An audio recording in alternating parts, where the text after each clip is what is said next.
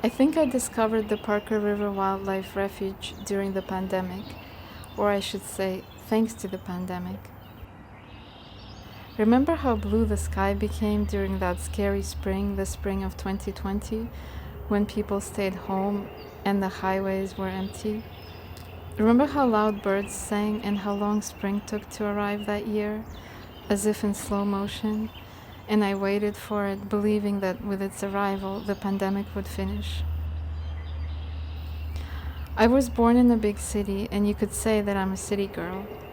Normally, I'm the sort of person who likes to visit museums, go to theaters, explore new coffee shops, attend readings in bookstores, visit the towns where I hadn't been, and new countries too.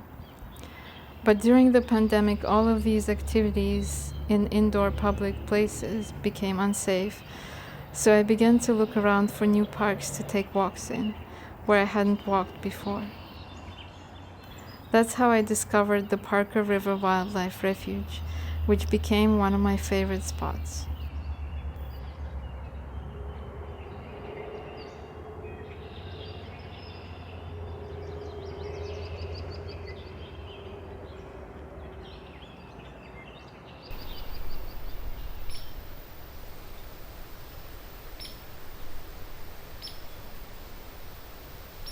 One of the hardest parts about being locked up in the hospital for me was not being able to go outside to take walks. I normally spend most of my time walking outside in nature. I was locked up on the 5th floor of the Solomon Fuller Carter Mental Health Center in downtown Boston for 4 months. It is a place for mentally ill people who committed a criminal offense, and the court ordered them to be in custody. It is a good hospital because the doctors and staff know what they are doing, and because of that, I got better. Twice a day, from 10 to 10:30 and from 4 to 4:30 in the afternoon, we had the option of going outside into a place called the Healing Garden. The Healing Garden is basically a metal cage on the balcony on the 3rd floor, but I loved going out there. I remember looking at the clouds and hearing the birds chirp on a nearby tree. The chirping made me feel so at peace. I realized the birds always seem to be happy. They still sing even though it's raining or snowing or when the wind is howling. One day, a small bird flew into the Healing Garden, and I felt completely in awe with the universe. I remember feeling so calm and in the present moment. Another time, when I was pacing, I decided to look more closely at the baby spruce tree that was growing out in the plastic trash bin. And guess what? I discovered a nest made out of brown grasses and straw woven together by little birds. So that's why birds have been flying in and out of this cage, I thought. And I said to everyone, "Hey guys, did you know there's a nest here?" And the patients ran over to look and were like, "Oh wow, that's so cool." But the next time when I went to Healing Garden, the nest was destroyed. It looked like someone picked it up and threw it on the ground. I felt like it was my fault that I let the crazy patients know about the nest. I should have just kept it a secret. I felt sad and disappointed.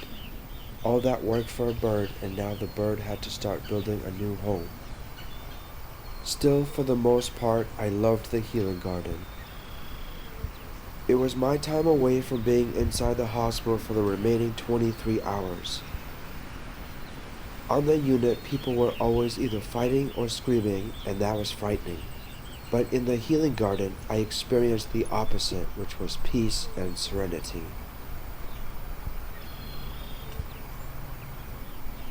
When the weather got colder, I worried that I would not be able to go out because I didn't have any winter clothes. It was summertime when the police brought me in.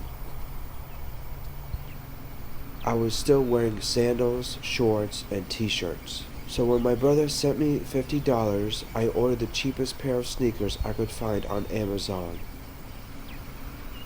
My girlfriend's father gave me his old jacket, which fit me, and a wool scarf. I was very grateful.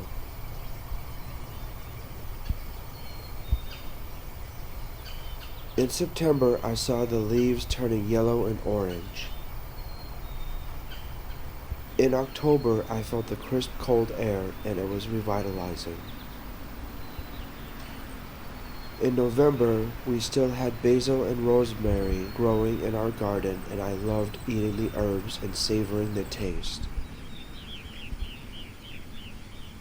The best part was in December because I had learned that I was going to leave the hospital very soon. While at Solomon, I paced a lot, and if I wasn't pacing, I'd be walking in place, shifting my weight from one foot to the other. It is a side effect of the medication I was on, but I also felt like with every step, I was one step closer to freedom.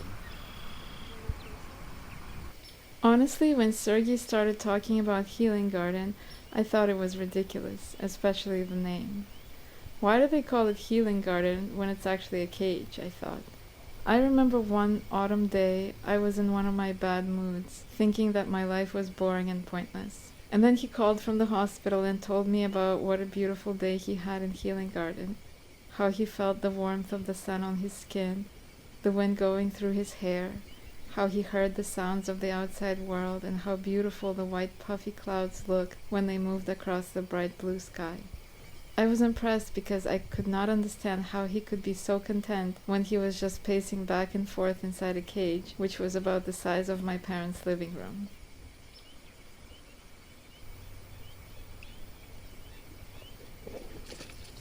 Sergei said that it wasn't easy for him.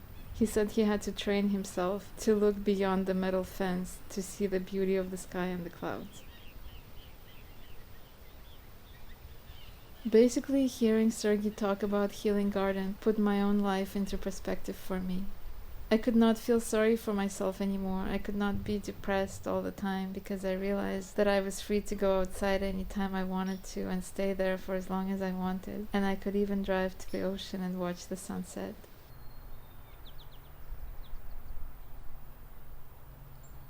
Did you ever feel like a bird? What do you mean? I mean, like, birds are usually the ones that are locked up in cages. I thought it was very ironic that I was inside the cage and that birds were free and flying all around us. When I told the other patients about that, they all just laughed, realizing the irony. "Never thought of it that way," one of them said. Still, the bird came inside my cage to sing, and I asked myself, how can I learn to be happy like this bird?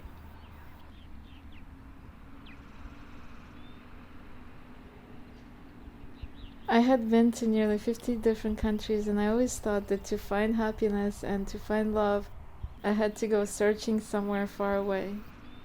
Instead, after all that, I ended up finding it right under my nose in the small town where I live. Now that Sergei's out of the cage, though, I want to show and share with him the beautiful world and to infect him with the travel bug.